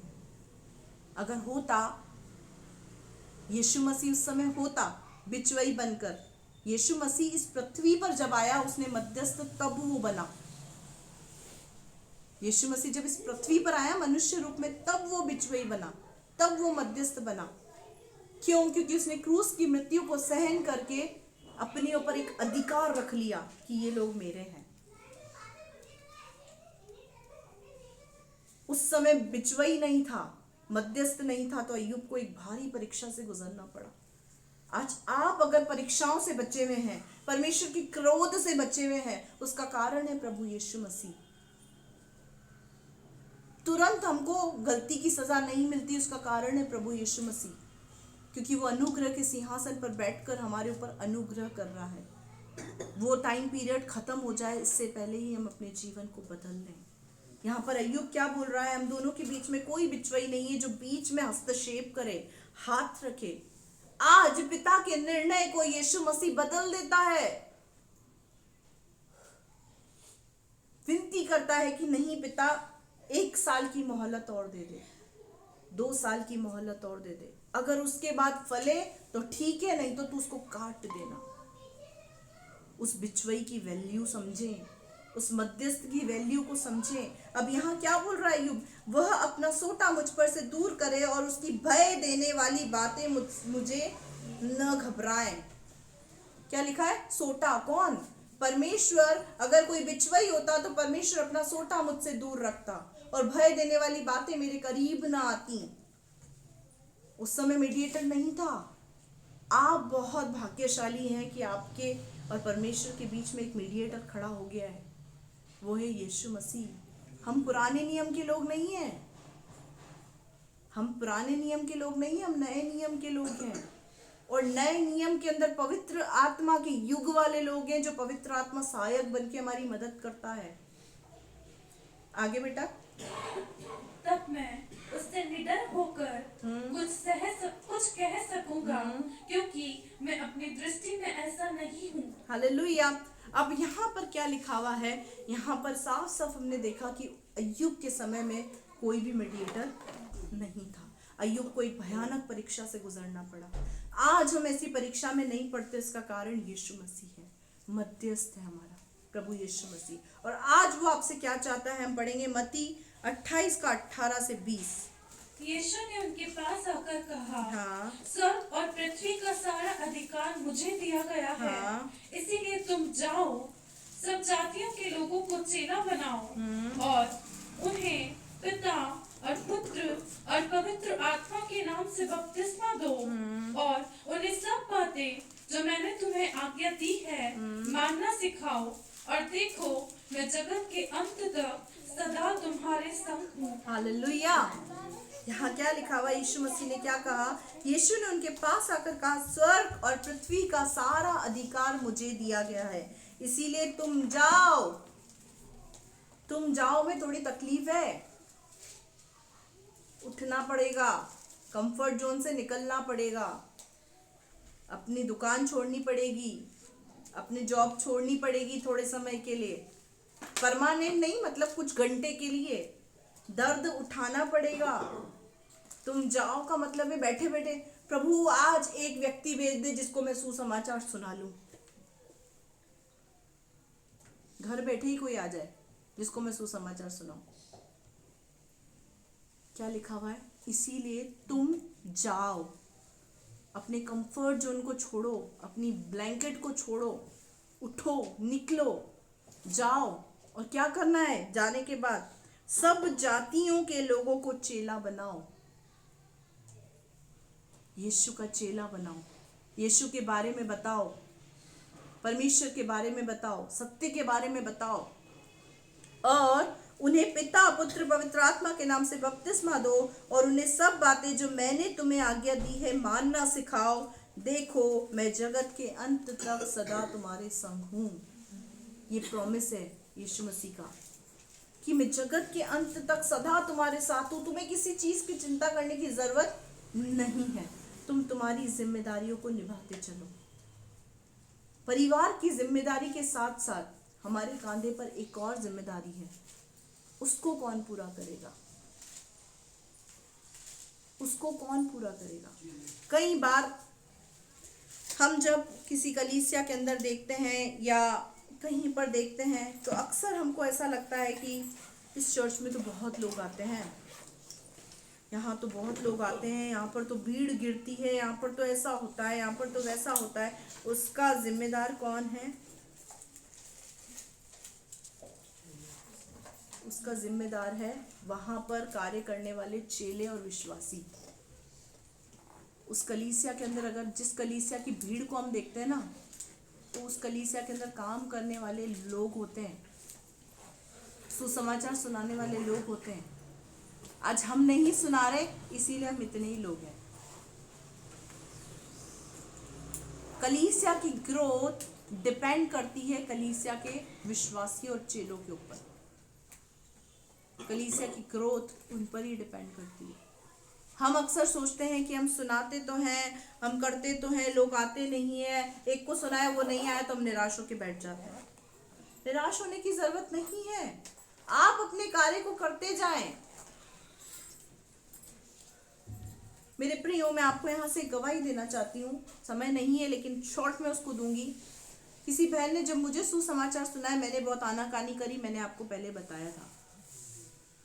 मैंने बहुत आनाकानी करी, मैंने बहुत बहसबाजी करी, मैं नहीं गई, 6 महीने तक मैं नहीं गई। लेकिन उस बहन का, जब मैं भवन में गई, उस बहन का ये कहना था कि जब से मैंने आपको सुसमाचार सुनाया तब से मैं आपके लिए प्रार्थना कर रही थी। बीज बोने के बाद बरोबर पानी दे रही थी उस बीज को। आपके ऊपर मैंने बीज बोया, खाद डाली, उसके बाद मैं बरोबर पानी दे रही थी, यानी प्रार्थना कर रही थी आपका नाम लेकर कि प्रभु तो उसको लेकर आ। 6 महीने बाद जब मैं भवन में गई, वो आनंद से भर गई बहन। क्यों पता है? क्योंकि उसने मुझे सुसमाचार सुनाया और मेरे लिए प्रार्थना किया, और वो प्रार्थना उसकी सुनी गई, तो वो आनंद से भर गई। अब मुझे एक बात आप बताओ, वो बहन कितने बड़े प्रतिफल के योग्य है। जिसको उसने सुसमाचार सुनाया वो आज एक कलीसिया चला रही है। क्या इस बात को आपने सोचा? इस बात को सोच कर देखें। शायद आप जिस व्यक्ति को सुसमाचार सुना रहे हैं, आने वाले समय में वो प्रभु का सेवक बनकर कहीं पे सेवा करने निकल जाए, उसका प्रतिफल आपको ही मिलेगा। आंद्रियास ने और स्तिफनुस ने कुछ भी नहीं किया। आंद्रियास और स्तिफनुस का नाम आपने ज्यादा सुना है बाइबल के अंदर? नहीं सुना है। पतरस का सुना है? पौलुस का सुना है? पतरस को सुसमाचार सुनाने वाला पता है कौन था? आंद्रियास।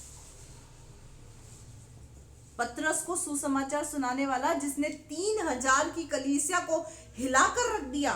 एक बार में 3000 लोगों ने सुसमाचार सुनकर बपतिस्मा पाया।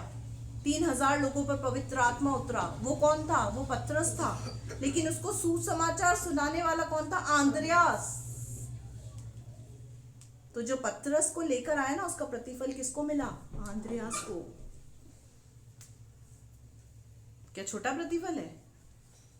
पौलुस को सुसमाचार सुनाने वाला कौन था? स्तिफनुस, जिसके बारे में बहुत लंबा चौड़ा लेक्चर नहीं है, छोटा सा ही अध्याय है, अध्याय का छोटा सा टुकड़ा है। लेकिन उसने पौलुस को सुसमाचार सुना। और वो पौलुस कौन था? जिसने 13 पत्रियां लिख दी इस बाइबल के अंदर। क्या छोटा प्रतिफल है? आप जिस व्यक्ति को सुसमाचार सुना रहे हैं, आपको क्या पता कि आगे चल के वो दबोरा निकले, एस्तर निकले, रूत निकले, पतरस निकले, पौलुस निकले। आपके सुसमाचार सुनाने का प्रतिफल भी बड़ा हो सकता है। जिस बहन ने मुझे सुसमाचार सुनाया, अगर उसने मुझे सुसमाचार ना सुनाया होता तो मैं यहां होती? आज मैं यहां खड़ी हूं तो उसका प्रतिफल खुदा मेरे साथ साथ उस बहन को भी देगा जिसने मुझे सुसमाचार सुनाया। उसने काम किसका किया? आंद्रियास और स्तिफनुस का। हालेलुया। इसीलिए अपने कांधों पर परमेश्वर की जिम्मेदारी को महसूस करें कि परमेश्वर चाहता है सबका उद्धार हो। उसके लिए बेड़ा आपको उठाना है। विश्वासियों को और चेलों को, दोनों को उठाना है। यीशु मसीह चेलों के लिए और विश्वासियों के लिए मीडिएटर बना, और संसार के लिए मीडिएटर उसने आपको और मुझको करके रखा है। पहला काम अपने लिए दुआ करनी है, अपने परिवार के लिए प्रार्थना करनी है। और दूसरा काम इस संसार के लिए, अपने रिश्तेदारों के लिए, जो लोग प्रभु को नहीं जानते, उनके लिए प्रार्थना करें। वचन के अनुसार अपने जीवन को जिए। प्रभु चाहता है आप प्रभु के समान बने। हालेलुया। प्रार्थना का जीवन रखें, वचन का जीवन रखें, वचन पढ़ें, प्रार्थना करें। जितना समय मिलता है खोल के वचन बैठ जाए, उसको पढ़ें। आपके जीवन में प्रभु काम करेगा। हालेलुया। क्योंकि ये वचन ही है जो हमें बनाता है, ये वचन ही हमें संभालता है, ये वचन ही है जो हमें बल देता है। आइए हम अपनी आंखों को बंद करेंगे। हालेलुया। ओ रबा शंदर बरबरिया थरबरी खलरबा शिखिंदेरी। पवित्र परमेश्वर, मैं तेरी हुजूरी में आती खुदा।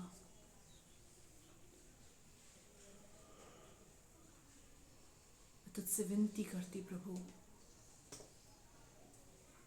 अब तक प्रभु तेरे वचन में लिखा है, पौलुस ने कहा कि समय के अनुसार तो तुम्हें गुरु बन जाना चाहिए था, लेकिन अब तक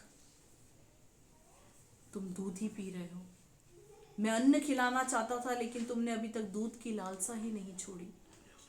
अन्यथा प्रभु, सालों पुराना व्यक्ति भी आज सिर्फ विश्वासी के स्तर पर खड़ा है, चेला नहीं बना। प्रभु तू काम कर। पवित्र आत्मा आज जो विश्वासी के स्तर पर है, उनको तू चेले के स्तर पर लेकर आ, और जो चेले के स्तर पर है उनको गुरु के स्तर पर तू लेकर आ। ओ रबा शंदर बरबरी थरबरी खलरबा शिखिंदिरी भी। खुदा, तूने एक जिम्मेदारी हमारे कांधे पर दी है यीशु। तूने कहा तू संसार के लिए विनती नहीं करता, तो अपने चेलों के लिए, अपने विश्वासियों के लिए विनती करता है। इस संसार के विनती करने के लिए तूने हमें रखा है प्रभु। पिता ने तुझ पर विश्वास करके तुझे भेजा, लेकिन यीशु हम योग्य नहीं थे, लेकिन फिर भी तूने हम पर विश्वास करके हमें जगत में रखा है, हमें भेजा है। जैसे पिता का विश्वास यीशु तूने जीता, वैसे ही तेरा विश्वास भी हम जीतने पाए। ऐसी सामर्थ्य दे प्रभु। ओ रबा शंद रबा रबा रियथ रबा रिखला रबा शिकिंदिरी रिगंड रबा रबा रियथ रबा रिखला रबा शिकिंदिरी। प्रभु जो बातें प्रभु तेरे कार्य को करने से पिता तेरे बच्चों को रोकती है, उस रुकावट की आत्मा को इनके जीवन से मैं यीशु के नाम से दूर करती हूँ। इसी समय पवित्र आत्मा बंधनों को तू तोड़, रुकावटों को दूर कर। तेरे वचन में लिखा है, रोकने वाली वस्तु, उलझाने वाले पापों को अपने जीवन से दूर करके विश्वास के कर्ता सिद्ध करने वाले यीशु की ओर ताकते रहे। हर रोकने वाली वस्तु, उलझाने वाले पापों को इनके जीवन से तू दूर कर। पवित्र आत्मा एक एक के जीवन से हर रोकने वाली वस्तु, उलझाने वाले पापों को तू दूर कर खुदा। तू तरस खा तेरे बच्चों पर खुदा। सुसमाचार का अभिषेक इनके जीवन पर उतरे। तेरी आत्मा तेरे बच्चों में कार्य करे खुदा। ओ रबा शंद रबा रबा रियत्ता रबा रिखला रबा शिकिंदी। पवित्र आत्मा रास्तों को खोल। परमेश्वर, मैं आपसे विशेष और नम्र दिन हृदय से विनती करता हूँ प्रभु, हर एक भाई बहन के लिए परमेश्वर, आज का वचन हर एक के जीवन में 100 गुना प्रतिफल लाए। हर एक का जीवन परमेश्वर बदल जाए। हर एक के जीवन में परमेश्वर आज प्रभु चेंजेस आने पाए। वचन हर एक के जीवन में 30 गुना नहीं, 60 गुना नहीं, 100 गुना प्रतिफल लाए। आज परमेश्वर वचन के द्वारा हर एक चलने पाए, वचन के आधार पर हर एक का जीवन बनने पाए। मैं आपसे ऐसी प्रार्थना करता हूँ। पिता, पुत्र, पवित्र आत्मा के नाम से हर एक भाई बहन के जीवन में आशीष कहते हैं। आपने इस प्रार्थना को सुना, धन्यवाद करते हैं। प्यारे पुत्र प्रभु यीशु के नाम से मांगते हैं, आमीन। आइए अपनी आंखों को बंद करेंगे और परमेश्वर के सम्मुख अपने सरों को झुकाएंगे और आशीष वचन को प्राप्त करेंगे। पिता परमेश्वर का प्रेम, प्रभु यीशु मसीह का अनुग्रह और पवित्र आत्मा की सहभागिता आपके और हमारे साथ सदैव बनी रहे। हम सब कहें आमीन। आइए हम आशीर्वाद को प्राप्त करेंगे। आशीर्वाद को प्राप्त करें। परमेश्वर तुम्हें आशीष दे, तुम्हारी रक्षा करे, तुम पे अपने मुख का प्रकाश चमकाए, तुम पर अनुग्रह करे, अपना मुख तुम्हारी ओर करे, तुम्हें अपनी शांति से भरे। सब कहें आमीन। प्रभु इन वचनों के द्वारा आपको आशीष दे। जय मसीह की। Praise the Lord.